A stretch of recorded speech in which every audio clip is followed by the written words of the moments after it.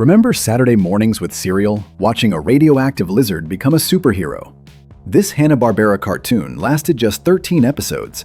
Today, we dive into 10 shocking facts about the show, production secrets, animation errors, and bizarre censorship that reshaped Godzilla's American adventures.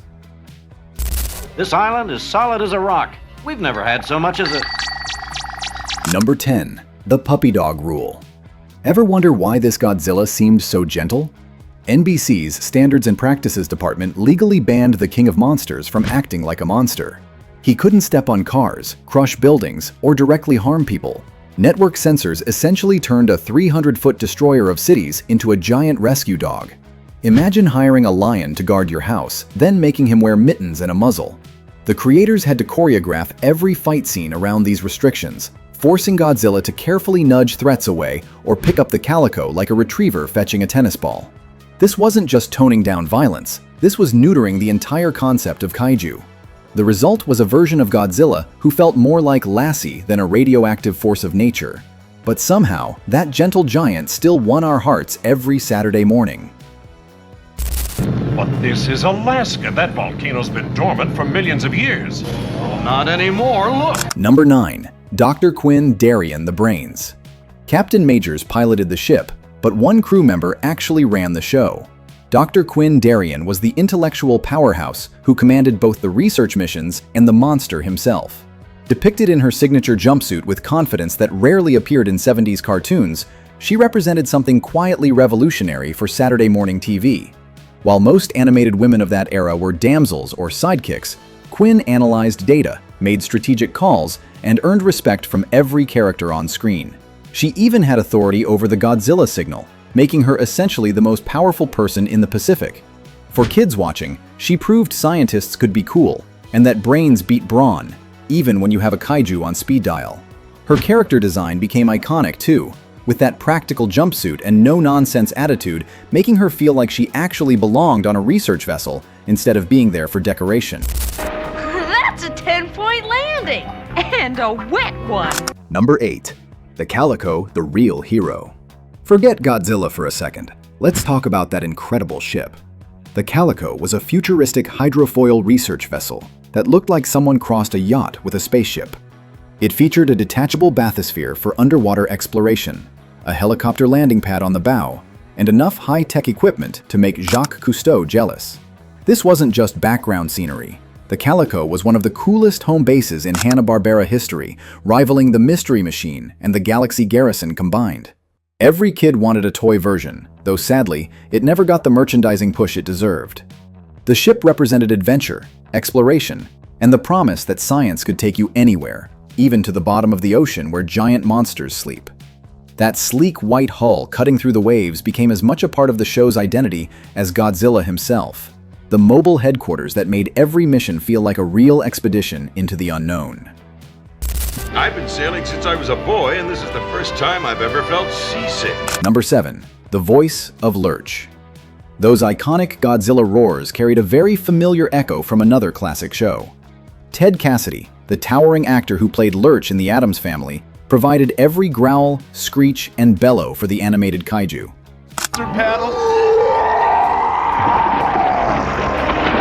Instead of reusing audio from the Japanese films, Hanna-Barbera hired Cassidy to create entirely new vocal effects that sounded friendlier and less terrifying than the original. His deep, rumbling performance gave this Godzilla personality without words, communicating loyalty, determination, and occasional frustration through pure sound. It's a weird piece of pop culture crossover. The same voice that said, "You rang," was now roaring at giant sea monsters. Cassidy brought gravitas to a character who couldn't speak, but still needed to feel heroic. Listen carefully to those roars, and you can almost hear Lurch's distinctive bass tone, transformed into something protective rather than creepy, turning a horror icon's voice into the sound of salvation arriving just in time. Go inside a live volcano? You're joking, Quinn. It's risky, but we should try it. Number 6. The Laser Eyes Upgrade. In the strangest power-up since Superman learned to turn back time, this Godzilla gained eye lasers. The animators gave him heat vision similar to the Man of Steel, shooting precise red beams from his pupils. This wasn't in any Toho film. It was invented specifically to give him a non-lethal, targeted weapon, that wouldn't require breathing fire across entire landscapes. Think of it as a surgical strike option for a creature normally associated with mass destruction. The laser eyes let him cut through metal doors, disable traps, and zap enemies without collateral damage, basically turning atomic rage into a precision tool. It was absurd, it was over the top, and honestly, it looked pretty cool when he aimed those crimson beams at a rampaging sea serpent.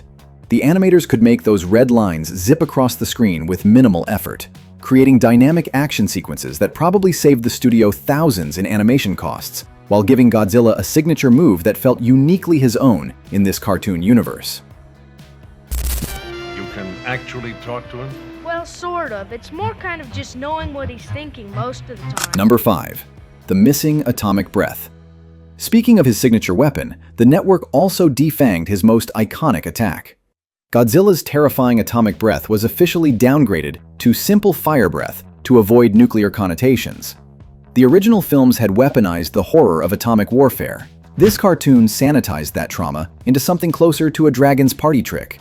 Animators drew orange flames instead of radioactive energy, stripping away the existential dread that made Godzilla a cultural phenomenon in the first place. For American kids in 1978, he was just a big, friendly lizard who happened to breathe fire, no different from Pete's dragon or the reluctant dragon. The Cold War was still raging, but Saturday morning TV wasn't allowed to remind anyone about mushroom clouds, even metaphorically. This change fundamentally altered what Godzilla represented, transforming him from a walking metaphor for nuclear devastation into just another fire-breathing creature in a decade already packed with dragons, demons, and magical beasts who all did basically the same thing. If I know Godzuki, he's heading for the island. Someday I gotta have a long talk with that monster. Number 4. The Firebird, the Rival. Since Hanna-Barbera couldn't afford Toho's legendary villains, they improvised with original monsters. One standout antagonist was the Firebird, a massive phoenix-like creature born from volcanic lava that rivaled Godzilla in sheer size. This flaming bird forced our hero to battle in the freezing Arctic, creating a dramatic fire versus ice showdown that looked spectacular in Saturday morning animation. Without access to King Ghidorah, Mothra, or Rodan, the writers invented dozens of generic kaiju, but the Firebird remained the most memorable because it actually felt like a legitimate threat. It represented everything censors would allow: spectacle without real stakes, danger without lasting consequences. Still, watching two giant creatures clash across glaciers made for thrilling television, even if you couldn't name the villain afterward. The Firebird episodes showed what the creative team could accomplish when they leaned into elemental conflict, using environment and color contrast to make battles feel epic even within the tight constraints of limited animation and Saturday morning budgets. These ancient lava tunnels might well lead us to the core of the volcano. Number 3. The Godzilla signal. The crew didn't rely on luck when monsters attacked. They had him on speed dial. Captain Majors carried a special communicator that emitted a high-frequency tone, summoning Godzilla from the ocean depths instantly. One button press and boom, 300 feet of reptilian backup arrives within seconds, like calling AAA, but for kaiju emergencies. The signal device became the show's most important plot tool, turning every crisis into a simple formula: explore, encounter danger, press button, watch Godzilla save the day. It removed all tension from the narrative, but created a comforting predictability that worked perfectly for Saturday mornings. Kids knew the cavalry would always arrive. They just wanted to see how Godzilla would solve this week's problem. That little communicator, usually worn on Captain Major's belt or held in his hand at dramatic moments, became the physical link between human vulnerability and monster protection, the technological bridge that made the impossible partnership work and gave every episode its reliable rhythm and structure. Any ship in the area! We need help! Number 2. The nephew nobody wanted. Every beloved character apparently needed a scrappy sidekick in the 70s, and Godzilla was no exception. The show introduced Godzuki, a cowardly, smaller nephew who could fly using tiny underarm wings and communicated through comic squeaks and whimpers. He was engineered to be the relatable kid character. Think Scrappy-Doo, but with less aggression and more incompetence. Godzuki constantly got the crew into danger by wandering off or triggering traps, then needed rescuing by his legendary uncle. Fans remained divided. Some found him endearing, while others saw him as dead weight in an already simplified show. Either way, he became iconic purely through repetition, appearing in nearly every episode as the team's unofficial mascot and Godzilla's permanent responsibility. Those little wings that somehow kept his chubby body airborne defied all physics, and his cowardly personality created an interesting dynamic where the nephew of the world's most powerful monster was afraid of his own shadow. Giving kids a character to identify with while still getting to enjoy the power fantasy of having Godzilla as family.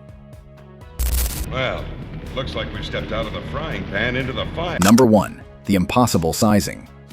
Animation shortcuts created one bizarre consistency problem that sharp-eyed fans still debate today. Godzilla's size shifted radically between scenes, sometimes within the same episode. One moment he'd hold the entire Calico in his palm, the next he'd barely tower over the ship's mast. Fans call this mass shifting, though it was really just animators struggling with scale under tight deadlines and limited budgets. Hanna-Barbera prioritized speed over accuracy, reusing cells and backgrounds without worrying whether Godzilla measured 30 stories or 300 feet tall. It created unintentional comedy. Was he shrinking to fit the frame, or did the Calico keep growing? This quirk became part of the show's charm, a reminder that Saturday morning magic didn't need to make sense, it just needed to entertain you before the cartoons ended and chores began. Watch any episode closely, and you'll spot him changing height multiple times, sometimes growing twice as large between camera cuts, a testament to the breakneck production schedule that somehow made 13 episodes feel like they stretched across an entire childhood of Saturday mornings.